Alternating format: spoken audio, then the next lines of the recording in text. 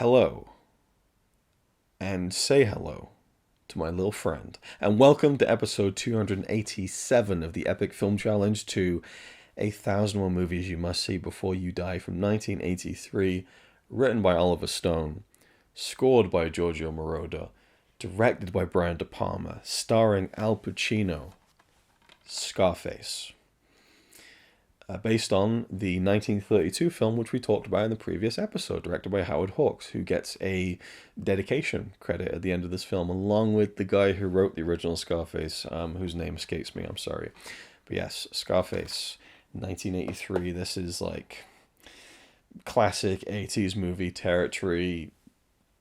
Al Pacino as Tony Montana, iconic character. Say hello to my little friend. It's just part of the assimilation of pop culture. Like, you're just aware of that film, you're aware of that character.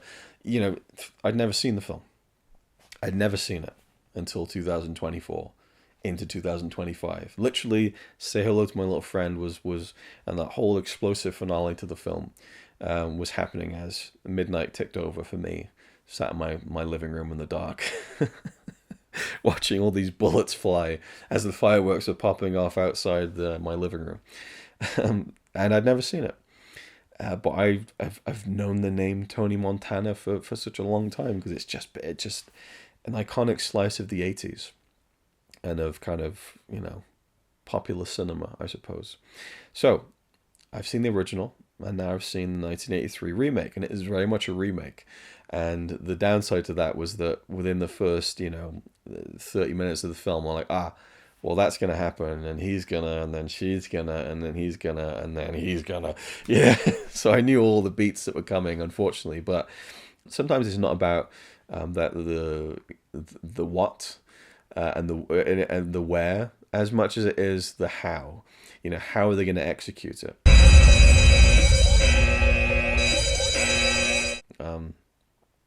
In some cases, quite literally, how are they going to execute some of these characters? This is a film, this is a story in which bad things happen to bad people, good people, everything else in between. It's a dangerous world, and it's such a brilliant remake of the 1932 version, which is about that kind of Prohibition era America and kind of bootlegging, these gangsters, and there's this mob world based around alcohol and crime and the advent of machine guns, drive-by shootings, and it's really just about this criminal rise of this character to become a kingpin of this kind of empire, and remolding it in his own image, and ultimately becoming completely consumed by a greed and a lust for power and more of it. I don't feel like it's really spoiling things to say that the story of Scarface is really the rise and fall of the bad guy. And I'll get into more specific spoilers near the end of this. I want to talk about a few certain key moments in this film.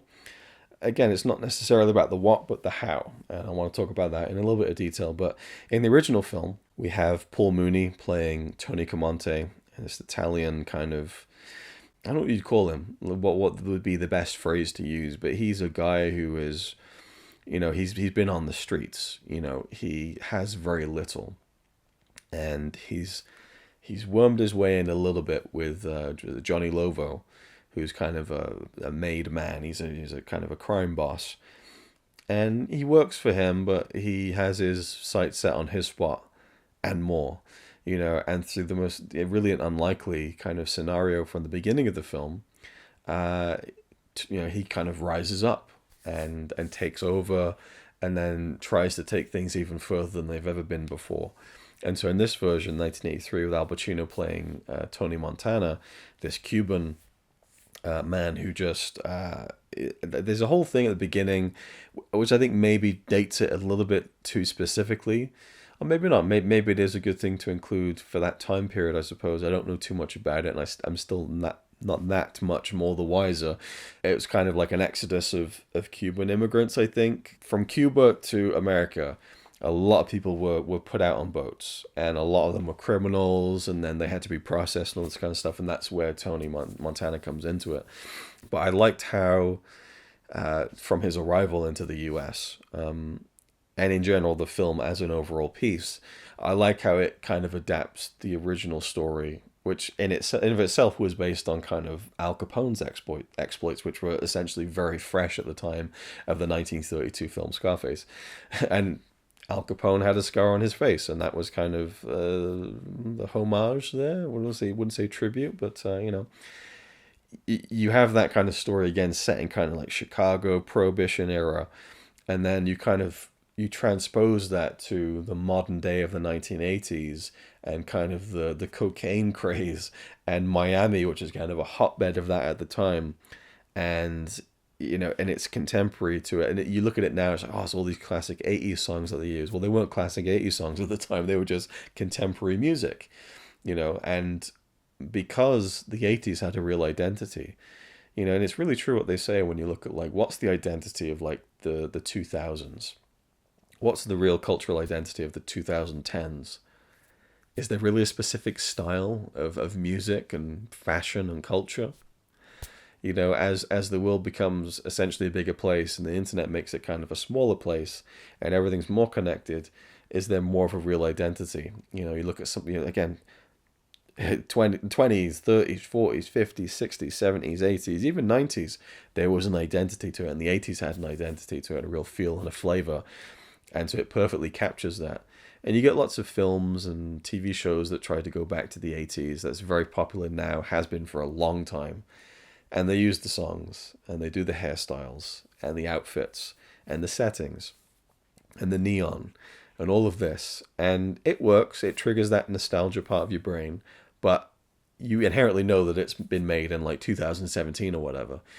It's an 80s film made in the 80s, contemporary to the time period, and it really smartly takes that story into a modern setting at the time that it was made. Of course, Scarface, now 1983, is a film that's over 40 years old.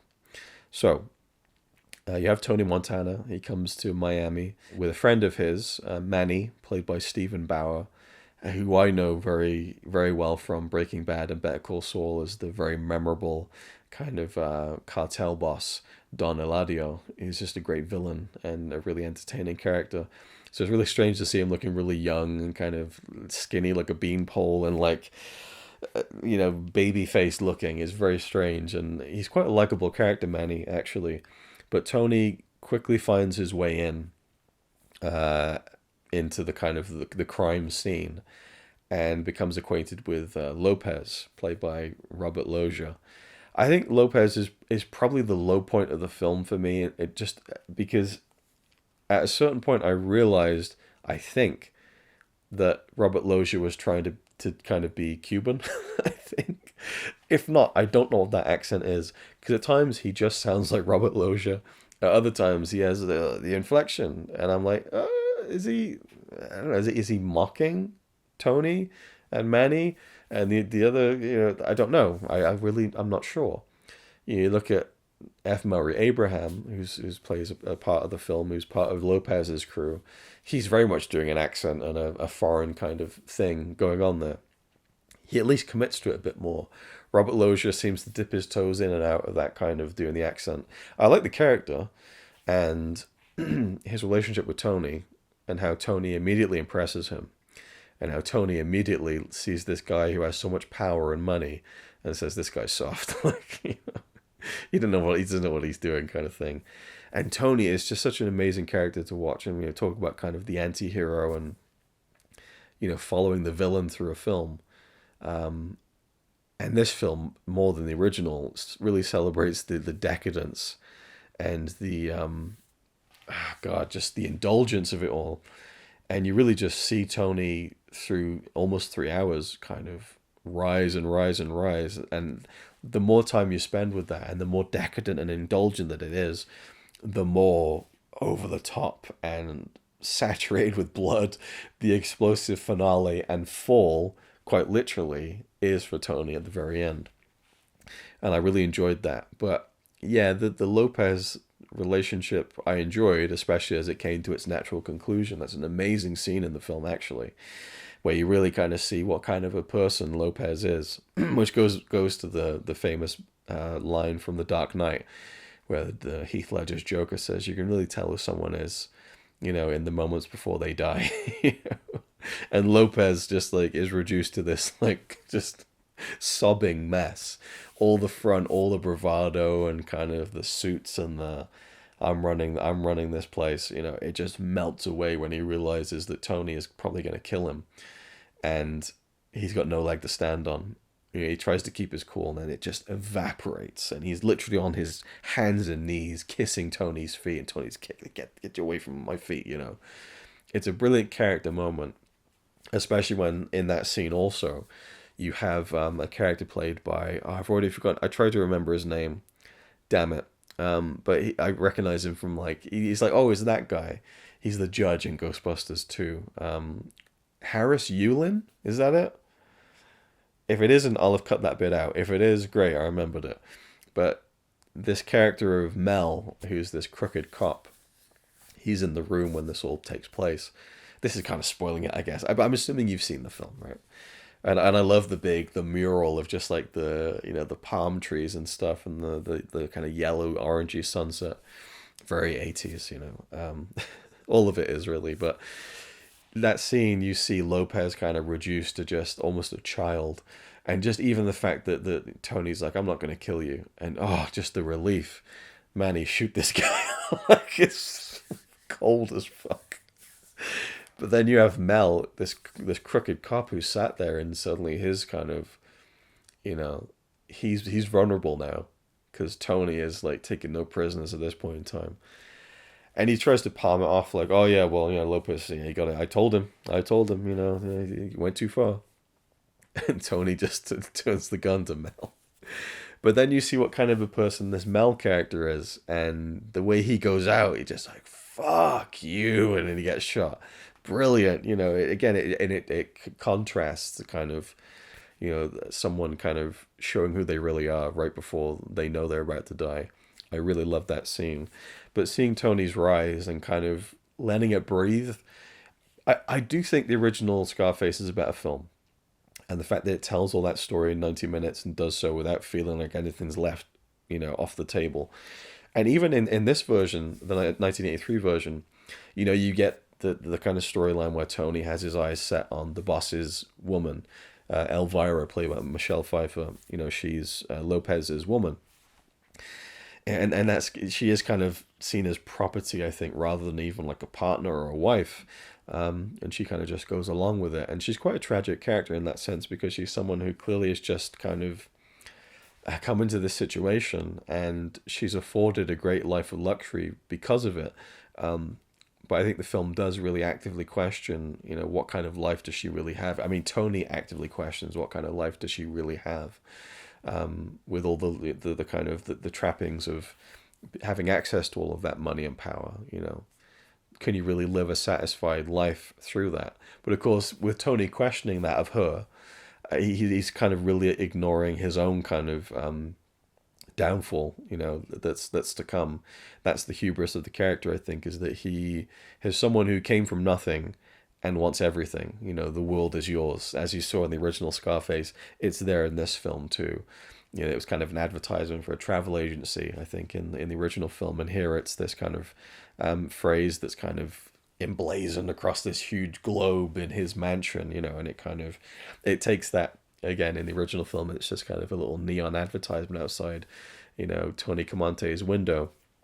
Here, it's something that Tony Montana has created himself and placed and put pride of place in his own mansion. It takes things to the next decadent level, which is part of kind of doing it bigger and maybe better, but also I think it's also kind of part and parcel of the excess of the 80s as well, which kind of is perfectly captured in this film.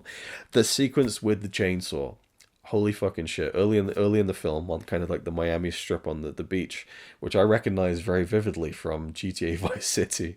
And also like the soundtrack, all the songs, like the Push It to the Limit, the Scarface song, and I can't name them all, but I recognize all of them by just the opening kind of beats, is from, I believe, Flashback FM, the radio station on GTA 3, and I used to have that one on all the time because I loved the songs. And so like I was like intimately familiar with those pieces of music, but then also I loved the Giorgio Moroder score, like the opening sequence, just that synth. Oh my god, it's just beautiful. Again, appropriate to the time period as well. It's just gorgeous music. and brooding music for the story. It just fits like a glove. I loved it. And then you have kind of the kind of music that's there playing in the clubs or whatever. And the montage to that kind of push it to the limit song, incredible. I'll talk about that in just a second. But the scene with the chainsaw where Tony is like, he's got an opportunity to prove himself here, to do a job which is under another guy who's under Lopez, and it's kind of his foot in the door. And he goes in with balls of steel, and he's so confident when he goes into this meeting in this little kind of this small apartment room right on the beach strip of Miami, that I felt like, well, he knows what he's doing here. And he gets so totally fucked. Like, he gets so stitched up by this situation, and his friend, his partner, gets hacked up by a fucking chainsaw. And then Manny, who's kind of chatting up this woman in the car outside, I'm like, oh my, and just the tension, the stress. And when it all explodes, I mean, it's the violence, it's the cutting, the editing, it's the camera that slowly follows Tony up across the street and up the steps. It's the visual flourishes that Brian De Palma puts in there, which he's known for. I was surprised we didn't see a whole lot of split diopter shots because he's so fond of those, but he's always been a stylish director, even back to some of his early films in the 70s. I think to Sisters, the film that isn't very hugely known, but like the split screen stuff in that. And obviously he's very influenced by Hitchcock in certain ways, but he's very stylish in this film, and with the visual side of things and the editing.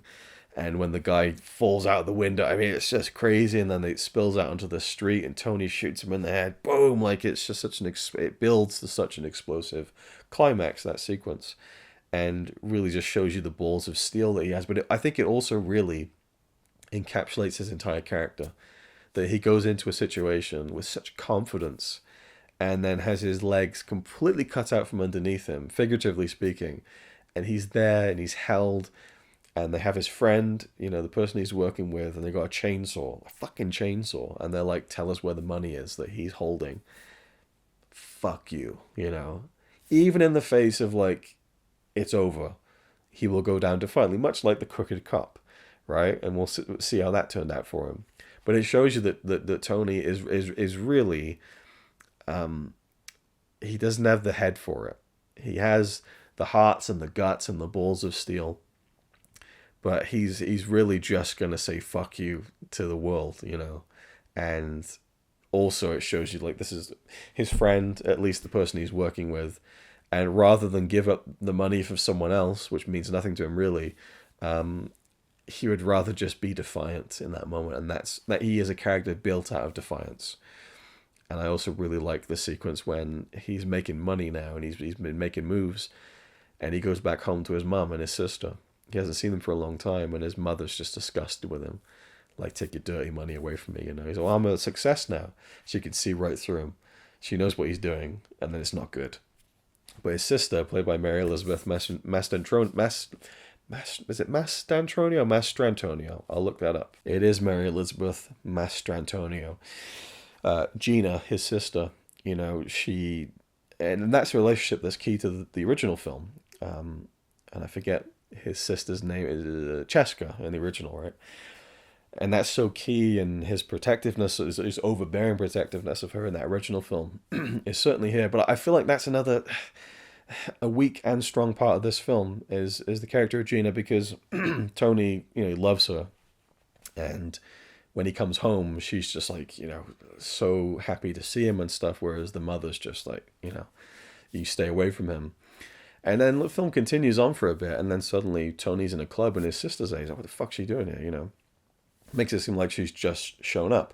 But then through the dialogue, it seems like she's been hanging around for a while. And it's just like, I feel like there's parts of the film she's not there, and we're missing a few pieces. I don't know. I don't know if there's deleted scenes or stuff that maybe would have fleshed that out more. But there's the sequence where he sees her in a club, and she's dancing with a guy, and he's just like livid. We kind of get that in the original, but like to the extreme point here, where he follows her into the toilets, smashes open the door with this guy, and just like, I was surprised he didn't beat the shit out of the guy who took her into the toilets. But then they have such a violent confrontation between themselves. I just feel like we missed a bit of the development there. I don't know, and then the ending, where she rightfully is and devastated by Tony's actions. And I guess alluding to how he's so possessive of her. She's like, well, you want me, Tony, right? You just want me. And in a way, he does. He wants her, I believe, as this kind of symbol of purity in his life. A kind of a vision of innocence that he knows he's so far beyond himself. I feel like he wants to hold on to her as like the one real good thing in his life. That's what he wants. That's why he's possessive over her. And she comes out in this robe, that's like, wide open basically. And she's like, "You want me then, Tony?" And she's insinuating that he wants her sexually. And Connie watched some of it with me. And when that happened, she's like, "What?" And even I was like, yeah, I kind of get what they're going for, but it just seemed at the last minute to be introducing an element that just wasn't quite jiving with the rest of the thing. And then I had a comment on my review of the original Scarface saying that the relationship between Tony and his sister in both films borders on incestuous. I didn't get that at all from the first film. I really didn't. There was a closeness, possessiveness, overbearing, but I never got that side of it, even in this one. So that was a bit left field at the very end there. But, it's not that she was a bad character or anything, and the performance was really good. But I wanted a little bit more of it. And it kind of, it drops off a bit. And that's kind of because she has this kind of secret relationship that we don't really see by design. Because I'd seen the original, I knew what was happening. And so I just felt like we need a little bit more from her, So that even though it's a really long film, and I don't feel like it drags at any point, and I love getting more time with it. And I feel like it is, in some ways, a stronger version of the story because of it. In other ways, not so much. I don't know. It's kind of it's a push and pull thing when you compare the two films, I think. But on its own, I think this version is great. I think as a film, it's fantastic. It's fun to watch in that kind of, guilty pleasure way. Though I wouldn't find any guilt in it, because I always find that a weird term. Because if I enjoy it, I enjoy it. Unless it's like morally dubious, and in a way this is, but it's entertainment. And it is showing that this is not the right way to live. You will end up, in a very poor position if you follow this path in life. And it is, overly dramatized and stuff. And, the rise of Tony Montana is very swift and rapid. And we have, Souza, this kind of, this really big figure in the kind of the cocaine industry, who Tony just like gets right in there with. He's like, "Hey, let me tell you something." Like, he just gets right in there with him and proves himself very quickly. And much like in the first film, the character of Tony just wants more and more and more. He's like, "I'm going to take what's mine." What's that? The world. But the sequence with the song "Push It to the Limit," I think it's called Scarface. I love that song so much, and it's it's just like the synth or whatever that main kind of hook is. It's just so, I hear that and it's like 80s kaleidoscope in my mind. But there's like a very dramatic sequence in the film, and then we come to Tony kind of in Lopez's kind of penthouse almost, and he's kind of leaning against the window, I think, and he's looking out, and I think there's a blimp. A Zeppelin, and I think it may even have, I might be inventing this in my mind, even though I only watched it a few days ago. I think it has in kind of digital text, like kind of that alarm clock kind of, you know what I mean, that kind of very 80s style digital electronic text of there's a word for it, I don't know what it is. The world is yours.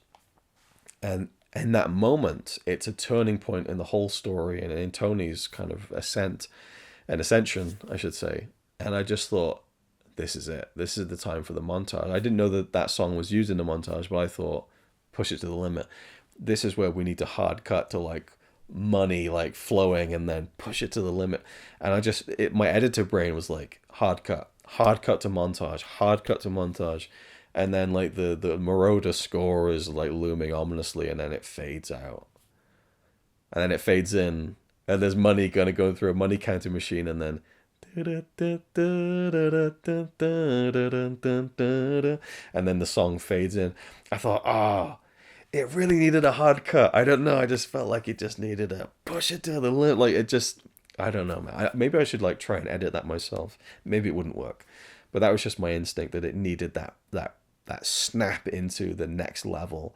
And it is, he's laughing on the phone with Souza, and the money's flowing, and he's like, The way he walks to the camera with this real strut, and it's like Montana, like his name's all over like businesses and stuff, and they're hauling bags of money into the bank, and the bank manager's like, fucking hell, I love that whole montage, and using montage as a form of storytelling is so fascinating to me because it can be so effective, and it can really squash down a lot of story into a small period of time, and it can be so entertaining and pleasing to watch in terms of the visual and the audio and the way the story is moving. And this is a story that's all about moving, moving drugs, moving money, making moves. Yeah, I mean, there's probably other things I can go into. Mark Margolis, another Breaking Bad veteran, makes an appearance as this kind of assassin character. That whole sequence in New York was incredible. Like that, the reveal. If you've seen the film, you know what I'm talking about. When the guy's in the car and then the wife and the kids car, I was like, oh my god, like I was just like, no.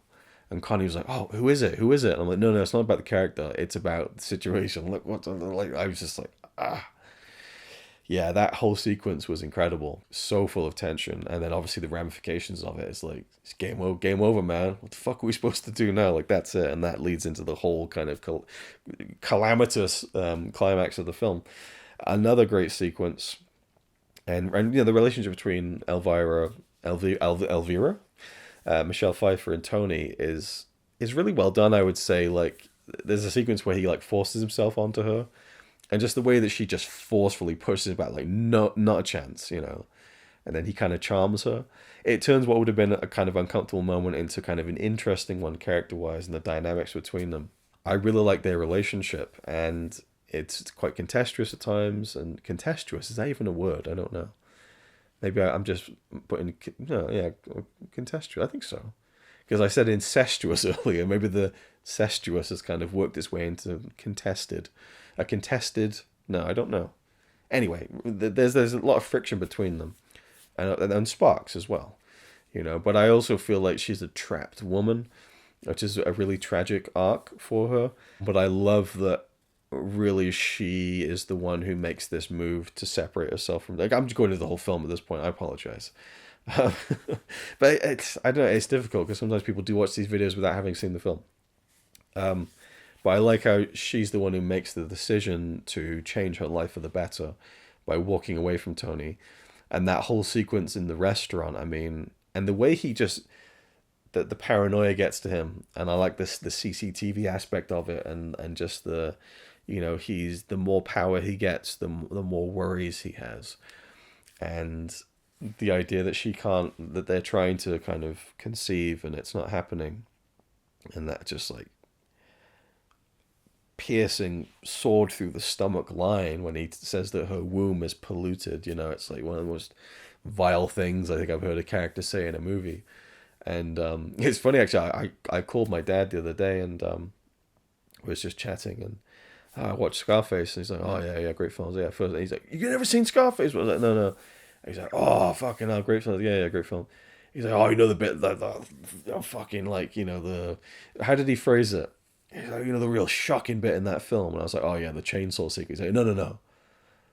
Her womb is polluted. Like, you fucking hell. Like that. Again, like, it's just this really, fuck me, It's almost like the verbal equivalent of the slap in Godfather Part 2, with Pacino and Diane Keaton. Then I feel like there's a slap. Yeah, there's a proper fucking slap in that scene that's just like almost brings tears to your eyes with the I don't know, just the sheer power of it.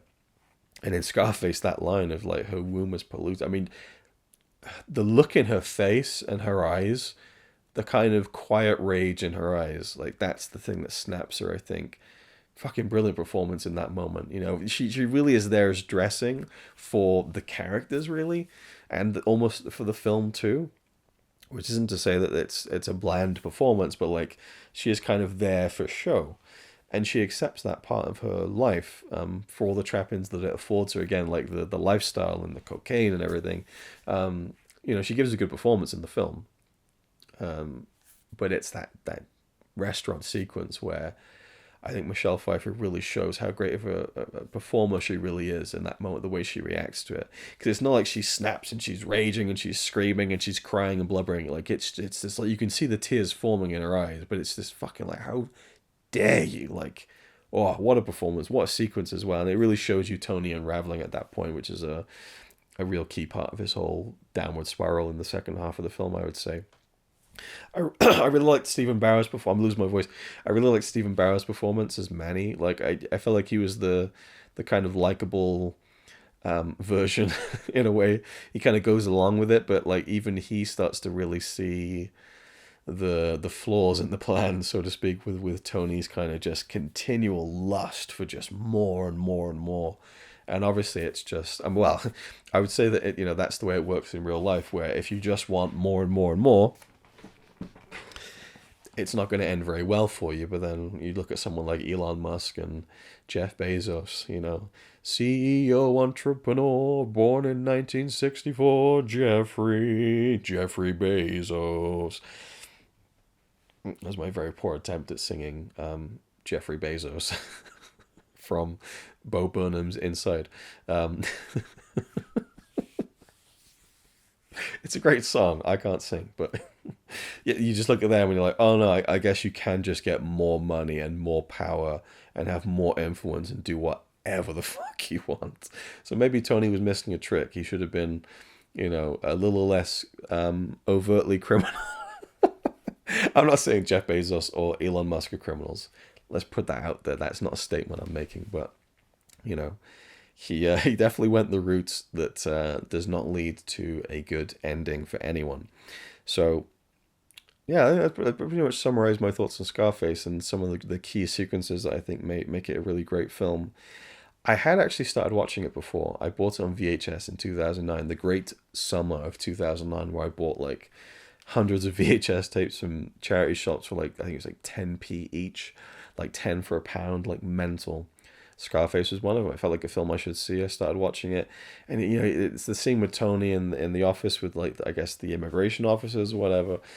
And I was just like, I don't know. And I just turned it. I would have loved it. I don't know why I didn't keep with it, But these things happen for a reason, and I find it really interesting. I just got into Miami Vice a few months ago, and I love that show so much. And this feels like a kind of evil sister, side to Miami Vice, where we're not following the cops, we're following the bad guys. And obviously that's where Miami Vice was absolutely influenced by Scarface. There's no denying that, because it's set in Miami. It's about kind of the coke trade and criminals, but also the use of like a synth heavy, I guess it's the 80s, so that's kind of the style. But the synth score coupled with the contemporary, kind of music of the time, the kind of pop music, it makes for really great, a great like musical accompaniment to this kind of excessive lifestyle based and set story. So yeah, I'm trying to think if there's anything else I can really go into before answering the kind of all important question, of course. But yeah, just really good performers, a good story.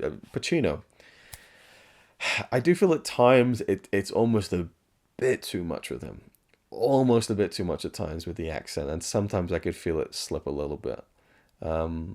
Just a tiny bit, not much, just a little, like 1%, Whereas with Robert Loggia, I'm gonna look up and see if Robert Loggia's character George Lopez. I mean, I guess George Lopez. I mean, maybe he's not meant to be Cuban, but maybe I don't know. Let me look, Spanish or Hispanic. Let me look it up. Okay, so the character of Frank Lopez, I think I said George Lopez. Frank Lopez is apparently a Cuban Jewish character. So actually, very quickly, I just Googled it, and the first thing that came up was someone on Reddit saying like, Al Pacino's Cuban accent's not so good, but don't get me started on Robert Loggia, who just doesn't seem to bother half the time. That's what I felt, that he just didn't bother half the time.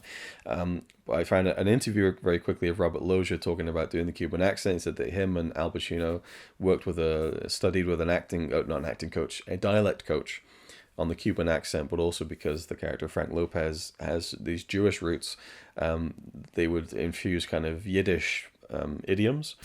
And He's like, yeah, it was really interesting playing a Cuban Jew, and how he's like, yeah, when me and Al would go out for dinner, we'd never drop the accent and stuff. And I'm like, well, it didn't fucking show.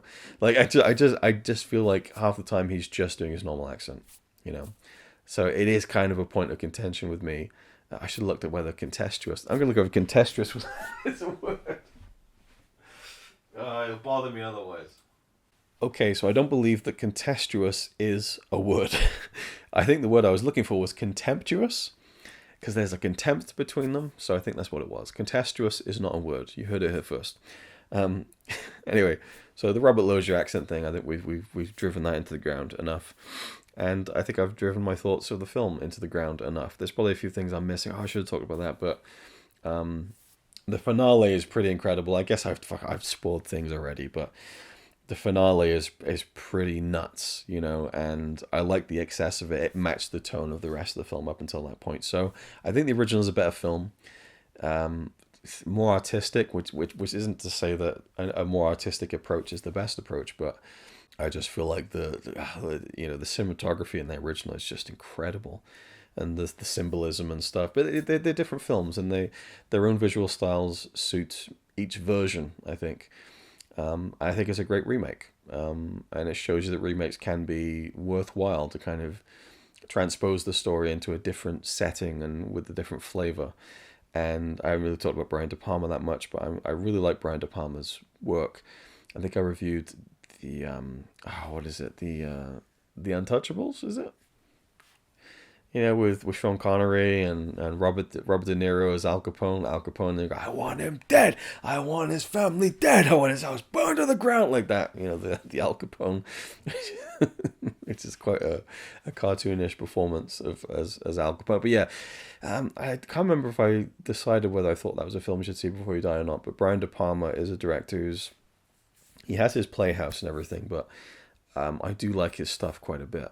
And I've interviewed and talked to the editor Paul Hirsch, who worked with De Palma on many films, and unfortunately our interview got cut off just before we started getting into some of his work with De Palma. But anyway, he didn't edit this film, but and the editing in this film is key as well. It's really well put together, because a lot of time is covered. And maybe some of that could have been filled in better. I don't know. So I have these little minor qualms. It's a great film with just a little asterisk there for some things. Whereas with the first film, I just don't feel like there's any of that. I just have no complaints. It's just great, you know. And I just feel like if a film this long could have explored the relationship with Gina a little bit more.